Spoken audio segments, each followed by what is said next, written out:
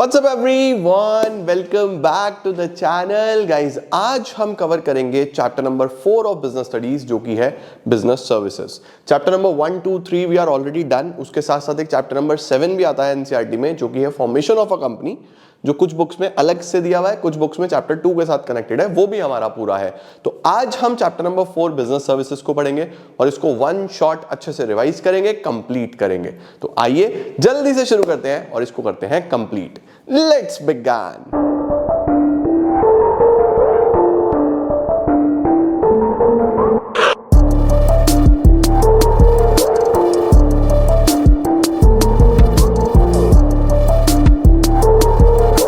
क्या होता है बिजनेस सर्विसेज? बच्चों गुड्स की बात तो कर ली, production and procurement of goods and services. Services जैसे banking services, transportation services, warehousing services, advertisement services. Teaching भी एक सर्विस है ना बच्चा, जहां पे भी गुड्स का इन्वॉल्वमेंट नहीं है, जहां पे भी इनटेंजिबल आपको एक्टिविटीज देखने को मिल रही हैं, वो सब सर्विसेज हैं। तो क्या है हमारे पास बिजनेस सर्विसेज बेटा जी? Business services are those services which are used by business for the conduct of their activities. Business को चलाने के लिए जो जो सर्विसेज की रिक्वायरमेंट होती है उनको हम बिजनेस सर्विसेज बोलते हैं। जैसे बैंकिंग, पैसे के लेन देन के लिए बैंकिंग सर्विसेज चाहिए। इंश्योरेंस, इंश्योरेंस क्या होता है बेटा कि अगर सपोज मेरा ये कैमरा है, अगर ये स्टैंड से गिर जाए, अब इतना महंगा कैमरा है बच्चों, मेरा तो बहुत नुकसान हो जाएगा, तो मैं इस नुकसान से बचने के लिए इंश्योरेंस करा लेता हूं। इसको डिटेल में पढ़ेंगे अभी आगे। उसके साथ ट्रांसपोर्टेशन, सामान को एक जगह से दूसरी जगह पहुंचाने के लिए ट्रांसपोर्टेशन सर्विसेज चाहिए। वेयर हाउसिंग, स्टोरेज करने के लिए गोदाम चाहिए जिनको हम वेयर हाउस बोलते हैं। कम्युनिकेशन, अपने प्रोडक्ट के बारे में जानकारी देना, उसका एडवर्टीजमेंट कराना, उसको सबको क्या बोलते हैं? कम्युनिकेशन। ठीक है बच्चा, अब देखो जरा क्या है features of services. 5 main features है बेटा। सबसे पहले सर्विसेज इंटेंजिबल होंगी। इंटेंजिबल का मतलब कि आप उनको देख नहीं सकते, टच नहीं कर सकते, आप सिर्फ सर्विसेज को फील कर सकते हो। राइट, अब तुम मेरे से पढ़ रहे हो तो यू कैन ओनली फील। तुम टच नहीं कर सकते, तुम देख नहीं सकते क्या चल रहा है, बस तुम्हें समझ में आना चाहिए। अच्छा समझ में आ रहा है तो आपको एक अच्छा रिव्यू मिलेगा, अच्छा नहीं समझ में आएगा तो आप बोलोगे नहीं यार मजा नहीं आया, है ना। तो सर्विसेज क्या होती है? हमेशा इंटेंजिबल होती है। Second, inconsistent. इनकंसिस्टेंट का मतलब होता है कि कभी भी सेम नहीं होगी, हर बार अलग होगी। तुम जितनी बार देखोगे ना मुझे कि मैं चैप्टर पढ़ा रहा हूं, हर बार अलग एग्जाम्पल, हर बार कुछ अलग चलेगा, आइडिया अलग होगा, थॉट प्रोसेस अलग होगा। क्यों? क्योंकि मैंने भी कॉन्सेप्ट समझा हुआ है, बट एग्जाम्पल्स जो उस टाइम मेरे दिमाग में चल रहे होंगे वो होंगे। गुड्स तो एक ही होंगे, है ना। अब तुम मैगी खरीदोगे तो Maggi will be the same, right. तुम कोई फ्रूट खरीदोगे तो fruit will be the same, but service ये हर बार सेम नहीं होगी। तो कंसिस्टेंसी नहीं होती, इनकंसिस्टेंट होती है। सेपरेबिलिटी इसके अंदर नहीं हो सकती। भाई गुड्स को बेसिकली आपने क्या करा है, गुड्स जब बना है और जब कंज्यूम हुआ है उसके बीच में बहुत डिफरेंस है। ये कैमरा पता नहीं मुझे कब बना होगा और मैंने इसको खरीदा और मैं यूज कर रहा हूं, राइट। लेकिन सर्विस, प्रोडक्शन, कंजम्पशन साथ साथ होगा। आपकी बैंकिंग सर्विस लोगे, ट्रांसपोर्टेशन सर्विस लोगे, भाई इमीडिएटली सर्विस आपको मिलेगी, इमीडिएटली आपको रिसीव करनी पड़ेगी। उसके बाद इन्वेंट्री, आप सर्विस को स्टोर नहीं कर सकते। ठीक है, आप गुड्स को स्टोर कर सकते हो फ्यूचर यूज के लिए, पैसे को स्टोर कर सकते हो, बट सर्विस को कैसे स्टोर करोगे? ये डॉक्टर साहब के पास गए, डॉक्टर साहब मुझे ना बुखार है, मेरा ट्रीटमेंट कर दो, और वो ट्रीटमेंट मैं स्टोर भी करके रखूंगा कि अगली बार बुखार होगा तो फिर यही चल जाए, ऐसा नहीं है ना, अगली बार फिर जाना पड़ेगा। तो you can not store the services. उसके बाद इन्वॉल्वमेंट, बच्चों जिसको सर्विस लेनी है उसका इन्वॉल्व होना बहुत इंपॉर्टेंट है। जैसे आपको पढ़ना है, राइट, तो आपका क्लास के सामने बैठना बहुत जरूरी है। आप मम्मी को नहीं बोलो मम्मी वीडियो देख लेना यार जरा सर की अच्छे से, उसके बाद मुझे समझा देना, कल सुबह समझ लूंगा आपसे, कल सुबह समझ लूंगी आपसे, आज एक बार आप वीडियो देख लो बस सर की। ठीक है, ऐसा नहीं होगा मेरे बच्चे, आपको खुद समझना पड़ेगा, राइट। तो देखो बोल रहा है सबसे पहले इंटेंजिबल होती है, इनकंसिस्टेंट होती है मतलब हर बार अलग अलग होती है, इनसेपरेबल होती है, इसका मतलब प्रोडक्शन कंजम्पशन साथ साथ होगा, इन्वेंट्री लेस यानी आप स्टोर नहीं कर सकते। इन्वॉल्वमेंट का मतलब क्या होता है? इन्वॉल्वमेंट का मतलब होता है कि कस्टमर को जिसको सर्विस लेनी है उसका इन्वॉल्व होना बहुत इंपॉर्टेंट है। फिर गुड्स और सर्विसेज में बेटा एक डिफरेंस है, डिफरेंस में 5 पॉइंट तो यही है। ठीक है, टाइप सर्विसेज जो है वो हेट्रोजीनियस होती है यानी हर बार अलग अलग होती है, गुड्स होमोजीनियस होते हैं, सबके लिए सेम। ठीक है, सर्विसेज कोई एक्टिविटी कोई प्रोसेस हो सकता है, गुड्स एक फिजिकल ऑब्जेक्ट होता है। लो भाई स्क्रीनशॉट, बाकी 5 पॉइंट तो सेम है। अब कितनी सर्विसेज हो सकती हैं बच्चा? 3 प्रकार की सर्विसेज हो सकती हैं, business services, social services, personal services. Business services जो एज बिजनेस आपको प्रोवाइड करी जाती हैं, चाहे वो ट्रांसपोर्टेशन हो, चाहे वो बैंकिंग हो, चाहे वो वेयर हाउसिंग हो, चाहे वो इंश्योरेंस हो, चाहे वो कम्युनिकेशन हो, ये सारी बिजनेस सर्विसेज हैं, राइट। उसके बाद अगर हम बात करें सोशल सर्विसेज, तो जो सोसाइटी के लिए हम अलग अलग तरीके से सर्विसेज करते हैं, कोई ब्लड डोनेशन कैंप है, कोई चैरिटी डोनेशन हो रहे हैं, मतलब आप समाज के लिए कुछ भी, आप वॉलेंट्री कुछ बच्चों को पढ़ाने के लिए चले गए, आपने किसी का हाथ पकड़ के सड़क क्रॉस करा दी, तो कुछ भी समाज के लिए आपने एक्टिविटी करी, वो एक सोशल सर्विस है। और पर्सनल सर्विस क्या होती है? जो आपने 1-on-1 किसी की हेल्प करी, वो एक पर्सनल सर्विस हो सकती है बच्चा। तो सबसे पहले बिजनेस सर्विसेज कौन सी है? जो कोई भी बिजनेस एंटरप्राइज यूज करेगा अपने बिजनेस को चलाने के लिए।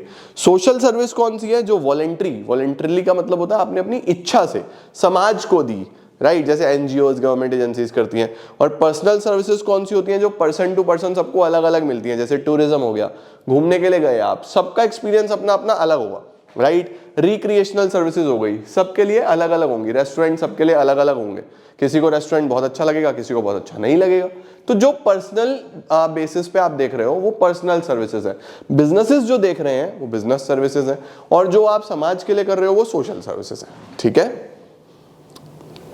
कितने कितने प्रकार की सर्विसेज हो सकती हैं बेटा? याद कर लो 5, ठीक है, याद कर लो। मेनली कितनी है? 5। सर 5 कौन कौन सी हैं? 5 हैं बेटा। बिटवा,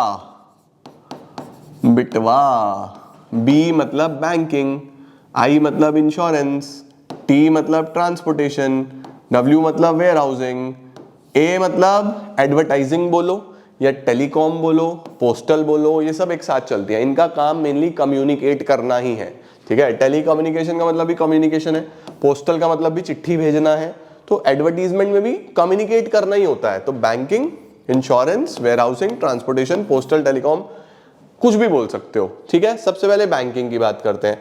बैंकिंग कंपनी कौन सी है बेटा? बैंकिंग कंपनी वो है, यहाँ पे बैंक्स की बात हो रही है, जो मेनली आपके पैसे को इधर उधर करने में हेल्प करेंगी। आपके पास एक्स्ट्रा पैसा है, आप जमा कर दो, कम पैसा है आप लोन ले लो। तो बेसिकली पैसे से रिलेटेड जितना भी लेन देन हो रहा है ना, वो बैंकिंग कंपनी करेगी, बैंक्स में होगा। A banking company is the one which ट्रांजेक्ट the business of banking, जो बैंकिंग का धंधा करते हैं, बैंकिंग का बिजनेस करते हैं, विच मीन्स एक्सेप्टिंग डिपॉजिट, आपको पैसा जमा करना है, जमा कर लो। उसके बाद लेंडिंग, आपको लोन चाहिए, लोन दे देंगे, which is repayable on demand, वो जितने भी टाइम का होगा ऑन डिमांड आपको वापस देना पड़ेगा। And withdrawable by cheque, draft, order और अदरवाइज, यानी कि आपको cheque facility, draft facility, bank order facility, बहुत सारी चीजें बैंक से फैसिलिटी के फॉर्म में मिलती हैं। कितने प्रकार के बैंक्स हो सकते हैं बच्चों? सबसे पहले कमर्शियल बैंक। कमर्शियल बैंक कौन से हैं? जो जिनमें हम डील करते हैं, जो SBI, PNB, HDFC, ICICI, multiple banks, चाहे पब्लिक सेक्टर के हो चाहे प्राइवेट सेक्टर के हो, जिसमें आपका मेरा आना जाना है, जिसमें हम डीलिंग्स करते हैं, that is commercial bank. Cooperative bank कौन सा होता है बच्चों? जैसे हमने कोऑपरेटिव सोसाइटी पढ़ा ना चैप्टर नंबर 2 में, जब सब लोग मिलजुल के अपने मेंबर्स के वेलफेयर के लिए काम करते हैं, उसी तरीके से कोऑपरेटिव बैंक का काम भी अपने ही मेंबर्स को सपोर्ट असिस्ट करना होता है, राइट। उसके बाद स्पेशलाइज्ड बैंक्स, जो स्पेशल पर्पसेस के लिए खोले गए हैं, जैसे एक्सपोर्ट इंपोर्ट के लिए हो गया, या फिर फॉरेन एक्सचेंज के लिए हो गया, या फिर एग्रीकल्चर के लिए हो गया, राइट, रूरल डेवलपमेंट के लिए हो गया, ये सब बच्चों स्पेशलाइज्ड बैंक्स में आते हैं। और सेंट्रल बैंक कौन सा होता है? सेंट्रल बैंक होता है जो पूरे देश का बैंकिंग और मॉनेटरी स्ट्रक्चर को कंट्रोल करता है। हर देश में एक सेंट्रल बैंक होता है बच्चों, हमारे देश में वो आरबीआई है, रिजर्व बैंक ऑफ इंडिया। क्या बात है सर, बहुत बढ़िया। Commercial banks are institutions dealing in money. These are governed by Indian Banking Regulation Act, and according to it, banking means accepting deposits of the money from the public for the purposes of lending or investment. There are two types of commercial banks, जिनको हम public sector, private sector, किसी भी तरीके से बोल सकते हैं, ठीक है। कोऑपरेटिव बैंक्स कौन से हैं? जो basically state cooperative societies act के अकॉर्डिंगली चलेंगे, and essentially for providing cheap credit to their members. Specialised banks कौन से हैं? जो स्पेशलाइज्ड एक्टिविटीज के लिए होंगे, जैसे इंडस्ट्रीज के लिए, हैवी प्रोजेक्ट्स के लिए, फॉरेन ट्रेड के लिए, जिनका पर्पज है एक, ठीक है। देन सेंट्रल बैंक, जो सभी बैंकों का बैंक होता है। आरबीआई इंडिया का सेंट्रल बैंक है, reserve bank of India. Setup कब हुआ? 1935 में, ठीक है, ये ध्यान रखना। सर बैंक के क्या क्या फंक्शंस होंगे बेटा? सबसे पहला बैंक फंक्शन परफॉर्म करता है डिपॉजिट्स को एक्सेप्ट करना। डिपॉजिट्स को एक्सेप्ट करना मतलब कि जो आपको पैसा जमा करना है वो आपका पैसा जमा कर सकते हो आप बैंक में, आपको लोन्स देना। बहुत प्रकार की डिपॉजिट्स हो सकती है बच्चों, बहुत प्रकार के लोन्स हो सकते हैं। डिपॉजिट्स हो सकती हैं 5, जैसे सबसे पहले current account deposit. Current account deposit क्या होती है बच्चों? जिसके अंदर आप as a current account holder, as a businessman जितनी चाहो उतनी ट्रांजैक्शंस कर सकते हो, मतलब अनलिमिटेड नंबर ऑफ ट्रांजैक्शंस आप कर सकते हो एक करंट अकाउंट से, ठीक है। उसके बाद होती है saving deposits. Saving deposits normal house hold का होता है, करंट अकाउंट तो बिजनेसमैन का है मेनली। ये किसका है? बिजनेसमैन का। ये किसी भी हाउस होल्ड का हो सकता है। किसी भी हाउस होल्ड का मतलब कि बेसिकली जो हाउस होल्ड हो, जैसे मुझे अपनी सेविंग करनी है, मुझे कोई बिजनेस नहीं करना, मुझे सेविंग करनी है, तो सेविंग करने के लिए एक अकाउंट होगा मेरा जिसको सेविंग डिपॉजिट बोलूंगा मैं। उसमें ट्रांजैक्शंस पे लिमिट होता है बच्चों, मतलब अनलिमिटेड नंबर ऑफ ट्रांजैक्शंस नहीं कर सकते, लिमिटेड ट्रांजैक्शंस उसमें करेंगे। उसके साथ साथ fixed deposits. Sir fixed deposits क्या है? फिक्स्ड डिपॉजिट्स हैं बच्चे जहां पे हम बेसिकली फिक्स्ड ड्यूरेशन के लिए पैसे को जमा करते हैं, 10 साल के लिए, 5 साल के लिए, 7 साल के लिए। सबसे हाईएस्ट रेट ऑफ इंटरेस्ट इसी में होता है, क्योंकि बैंक को पता होता है कि भाई ये बंदा वापस तो आएगा नहीं, accept in case of emergency, तो मेरे पास काफी टाइम है इसके पैसे से पैसा कमाने की, इसीलिए बैंक इस पे हाईएस्ट इंटरेस्ट देता है। बैंक चाहता है कि आप एफडी करो। एफडी के बाद बच्चों हमारे पास होता है आरडी, जिसको हम रेकरिंग डिपॉजिट बोलते हैं। रेकरिंग डिपॉजिट में क्या होता है कि ये एक रेगुलर डिपॉजिट होता है। आप बैंक को एक बार इंस्ट्रक्ट करते हो कि मेरे अकाउंट में से हर महीने इतना पैसा निकाल के जमा कर लिया करो, तो बैंक आपके सेविंग अकाउंट में से या करंट अकाउंट में से, जिससे भी आप इंस्ट्रक्ट करोगे, पैसा निकाल के एक सेपरेट अकाउंट में सेव करता रहेगा, जिसको हम आरडी बोलते हैं। उसके बाद होता है MoD, multiple option deposit. Multiple option deposit क्या होता है? मल्टीपल ऑप्शन डिपॉजिट होता है बच्चों जहां पे बैंक क्या करता है कि आपकी सेविंग डिपॉजिट्स पे एक लिमिट लगा देते हो आप, यानी आप बैंक को बोलते हो कि भैया मेरा सेविंग अकाउंट है, उसके अंदर मैं पैसा जमा करता रहता हूं, बट मैं चाहता हूं कि मेरा जो सेविंग है वो 5 लाख से ऊपर ना जाए। अगर 5 लाख से ऊपर जा रहा है तो आप उसकी एफडी कर देना, आप उसकी क्या कर देना? एफडी कर देना। अब ये जो एमओडी वाली फैसिलिटी है ये करंट अकाउंट में भी अवेलेबल है आजकल, मतलब आजकल ऑनलाइन बैंकिंग है, आप सेविंग डिपॉजिट से भी एफडी कर सकते हो, आप करंट से भी एफडी कर सकते हो। तो आप एक लिमिट लगाओगे, बैंक को बोलोगे भैया 5 लाख से ऊपर नहीं। अब सपोज आपके खाते में 5,10,000 हो गए, तो बैंक ये 10,000 उठाएगा और उठा के एफडी कर देगा। आपके खाते में 495 है, कोई बात नहीं, चलते रहेंगे। 5 लाख से ऊपर जैसे ही जाएगा ना तो बैंक एफडी कर देगा। इसको बोलते हैं मल्टीपल ऑप्शन, कि आपका करंट का काम भी हो रहा है, एफडी का काम भी हो रहा है, सेविंग का काम भी हो रहा है, एफडी का काम भी हो रहा है, इसीलिए इसको मल्टीपल ऑप्शन बोलते हैं, ठीक है। लेंडिंग ऑफ फंड्स का मतलब है बच्चों लोन देना।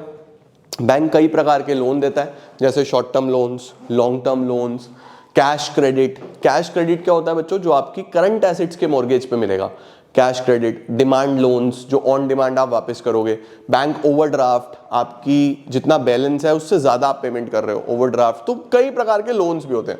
चेक फैसिलिटी, बैंक आपको चेक बुक देता है जो आप यूज कर सकते हो पेमेंट करने के लिए। करंट अकाउंट में होता है, सेविंग अकाउंट में होता है, एफडी में नहीं होता, आरडी में नहीं होता, एमओडी में नहीं होता, ठीक है। उसके बाद remittance of funds. Remittance of funds का मतलब कि आप फंड्स ट्रांसफर कर सकते हो एक जगह से दूसरी जगह पे। उसके बाद बच्चों एलीड सर्विसेज। एलीड सर्विसेज का मतलब एक्स्ट्रा बेनिफिट्स हो गए, जैसे लोकर फैसिलिटी हो गए, बैंक में आप लोकर में अपना सामान रख सकते हो। उसी तरीके से आपके मल्टीपल लॉकर के साथ साथ बैंक आपका एजेंट बन के काम करता है, आपके बिहाफ पे कलेक्शंस करता है, आपके बिहाफ पे पेमेंट्स करता है। तो बैंक से आप और भी बहुत सारी सर्विसेज ले सकते हो, फॉरेन एक्सचेंज सर्विसेज ले सकते हो, बहुत कुछ करता है बच्चा बैंक। लो जी, type of bank account screenshot लेते चलना बच्चों। Saving deposit, current deposit, recurring deposit, fixed deposit, multiple option deposit, ठीक है। मैंने आपको पूरा डिटेल में भी पहले लेक्चर कराया हुआ है, अभी हम रिवीजन कर रहे हैं जीएनजी सीरीज में। तो अगर आपको लगता है कि आपको कोई टॉपिक और डिटेल में पढ़ना है तो 100 डेज वाली सीरीज से मस्त देख सकते हो, ठीक है मेरे बच्चे। आओ जी, बैंकिंग सर्विसेज में ये लोन की बात कर रहा है। लोन में बच्चों bank draft, bank overdraft, cash credit, ठीक है। बैंक ड्राफ्ट क्या होता है? बैंक ड्राफ्ट होता है कि अगर आपको पैसा ट्रांसफर करना है किसी के खाते में तो आप उसको ड्राफ्ट दे सकते हो। आप अपने बैंक को ऑर्डर करोगे, बैंक को बोलोगे भैया मुझे किसी का पेमेंट करना है, मेरे खाते में से ड्राफ्ट बना के दो। तो बैंक जितना भी आपने पेमेंट करना है, सपोज आपने बोला 20,000 का पेमेंट करना है, तो बैंक आपके अकाउंट में से 20,000 माइनस करेगा, ड्राफ्ट बना देगा जिसके भी नाम, आप उसको ड्राफ्ट दो, उसके खाते में 20,000 पहुंच जाएंगे। सर चेक और ड्राफ्ट में क्या फर्क होता है? बच्चा चेक बाउंस हो सकता है, ड्राफ्ट बाउंस नहीं हो सकता। ड्राफ्ट आपके अकाउंट में से पैसा कटता है तो ही बनता है, चेक क्या होता है, आपने दे दिया, अब बाद में आपके खाते में पैसा ही नहीं है तो वो बाउंस हो जाएगा। ड्राफ्ट कभी बाउंस नहीं होगा, ठीक है। तो बैंक ड्राफ्ट एक फैसिलिटी है। बैंक ओवरड्राफ्ट क्या होता है कि जितना आपके अकाउंट में खाते में पैसा है उससे ज्यादा आप पेमेंट कर देते हो। जैसे मेरे खाते में 10,000 है और मैंने चेक दे दिया किसी को 12,000 का, तो अगर मैं बैंक का रेगुलर कस्टमर हूं, बैंक को पता है कि इसकी रेपुटेशन अच्छी है, तो बैंक वो चेक क्लियर कर देगा और मेरा बैलेंस 2,000 माइनस में चला जाएगा। इसको बोलते हैं ओवरड्राफ्ट होना। कल जब मेरे खाते में पैसे आएंगे बैंक अपना पैसा काट लेगा, सिंपल। कैश क्रेडिट का क्या मतलब होता है बेटा? शॉर्ट टर्म लोन, जिसके अंदर क्या होता है बच्चों, एक बोरोवर को लिमिट दे दी जाती है कि भैया आपकी 1 लाख की लिमिट है या 50,000 की लिमिट है, इतना तक आप पेमेंट कर सकते हो, फिर आप हमें चुकाते रहना, ठीक है, जैसे क्रेडिट कार्ड्स होते हैं। Perfect sir. ई बैंकिंग क्या है बच्चों? ई बैंकिंग बेटा आजकल जो बैंकिंग फैसिलिटीज हैं सब ऑनलाइन हो जाती हैं, using an internet, using a browser, using your mobile phone, using your laptops, तो उसको हम बोलते हैं इलेक्ट्रॉनिक बैंकिंग या ई बैंकिंग, ठीक है। It is a service provided by banks which allow customers to conduct banking transactions over the internet, ठीक है। अब और भी बहुत सारी सर्विसेज हैं जो ई बैंकिंग में होती हैं, जैसे एटीएम। एटीएम भी तो बेसिकली इसी तरीके से काम करता है, टेक्नोलॉजी, ठीक है। उसके बाद पॉइंट ऑफ सेल्स, इसके साथ साथ electronic data interchange, credit cards, electronic digital cash, आजकल एनईएफटी, आरटीजीएस बहुत पॉपुलर है। इन सब की ना बस आपको फुल फॉर्म्स याद रखनी है बच्चों। ATM automated teller machine, POS point of sales, EDI electronic data interchange, credit card तो आप जानते ही हो, NEFT, RTGS national electronic fund transfer, real time gross settlement.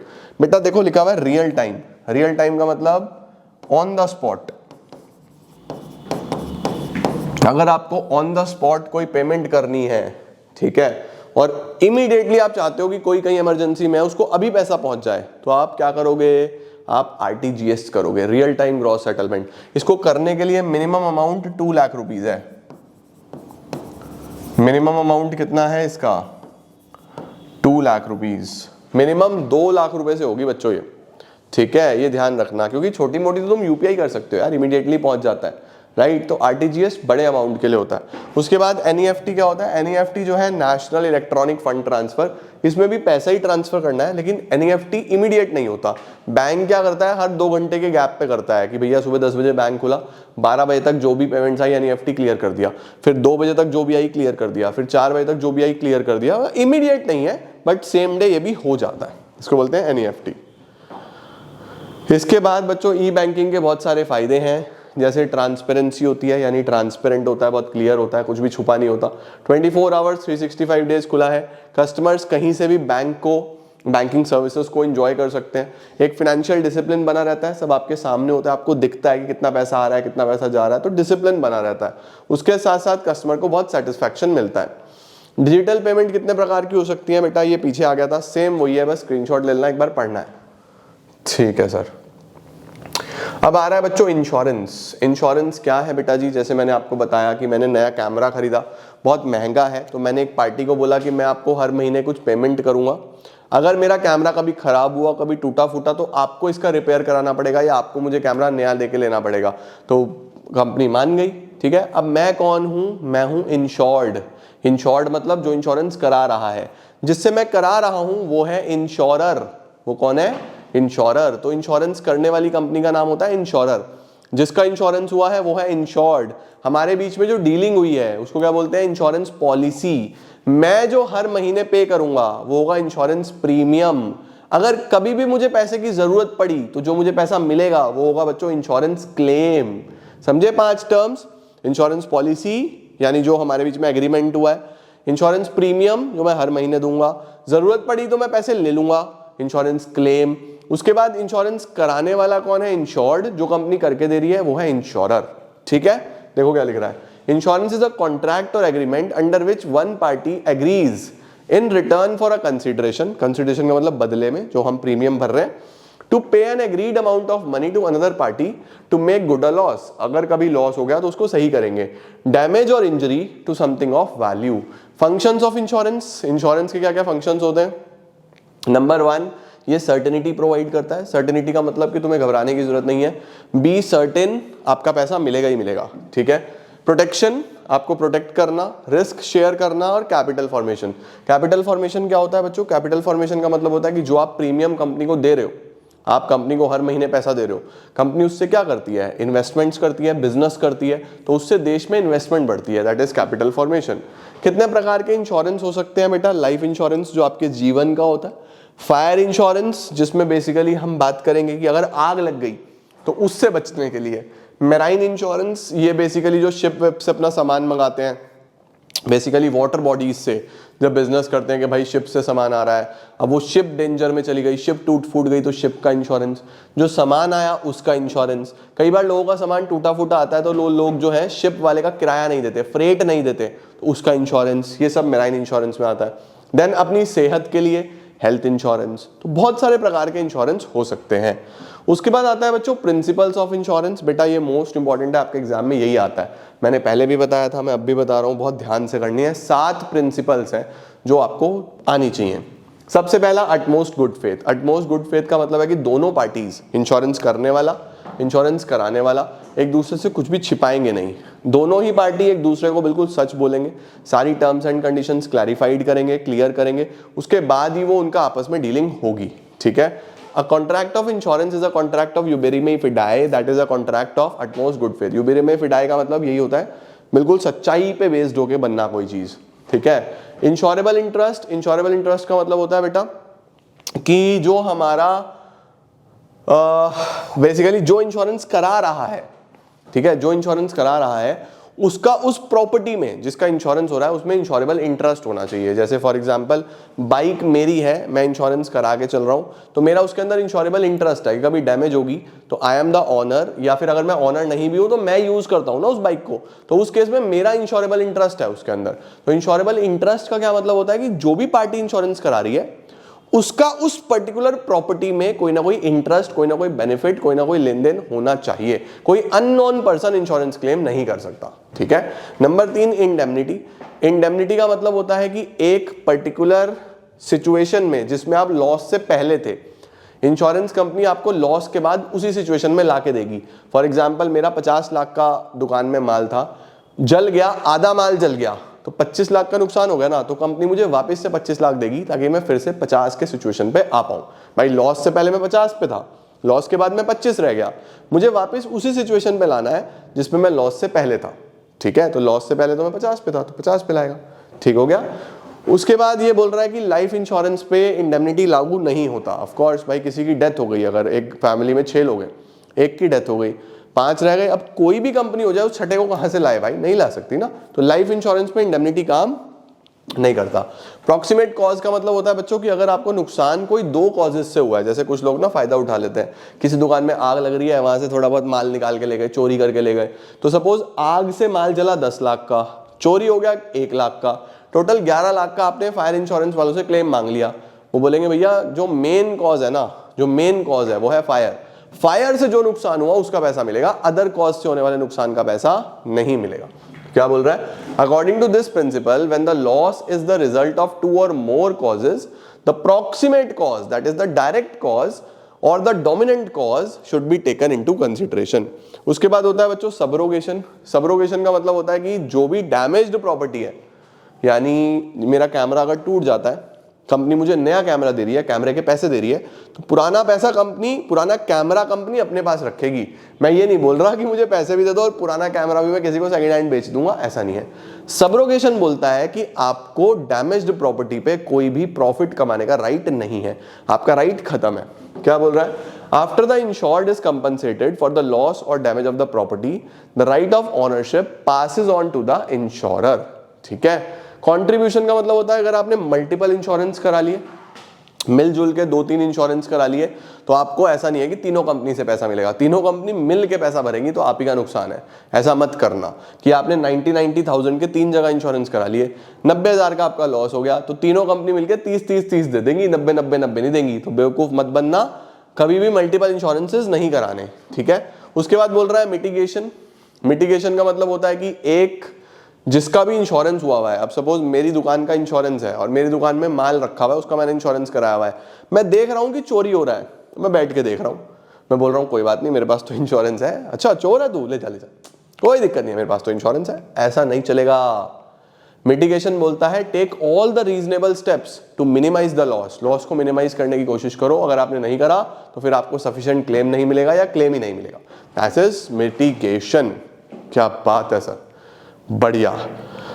Now we have life insurance. बच्चा लाइफ इंश्योरेंस कौन सा है? जिंदगी के साथ भी जिंदगी के बाद भी। A contract in which insurance company undertakes to insure the life of a person in exchange of sum of money called premium. मैं आपको बता चुका हूं। एलिमेंट्स लाइफ इंश्योरेंस में एक वैलिड कॉन्ट्रैक्ट के सारे एलिमेंट्स होने चाहिए बेटा। ऑफ कोर्स ये कॉन्ट्रैक्ट है, तो कॉन्ट्रैक्ट के वैलिड एलिमेंट्स क्या होते हैं? जैसे कॉन्ट्रैक्ट जो है उसमें लीगल कॉन्ट्रैक्ट होना चाहिए, कंसिडरेशन होना चाहिए, जो कॉन्ट्रैक्ट करने वाली दोनों पार्टीज हैं वो कॉम्पिटेंट पार्टीज होनी चाहिए।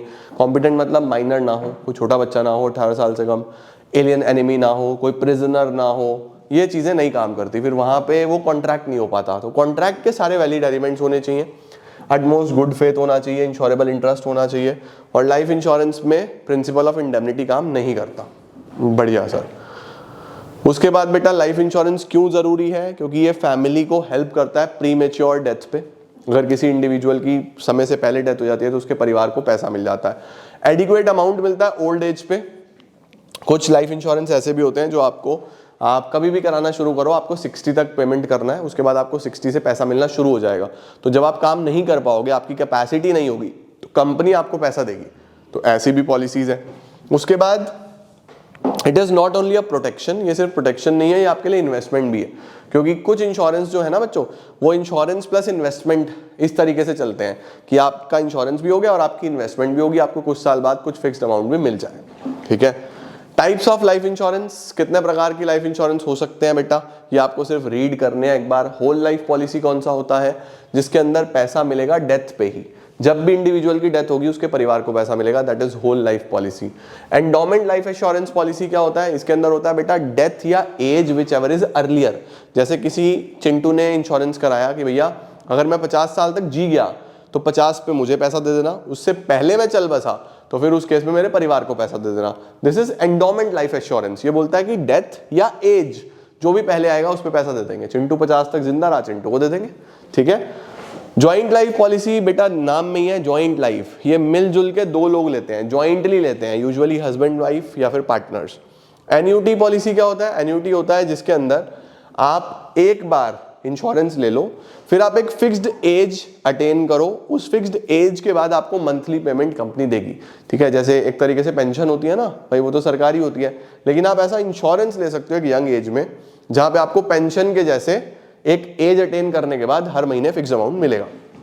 देन चिल्ड्रंस एंडोमेंट पॉलिसी, ये लोग बच्चों बेसिकली बच्चों की पढ़ाई या फिर उनकी मैरिज वगैरह के लिए लेते हैं।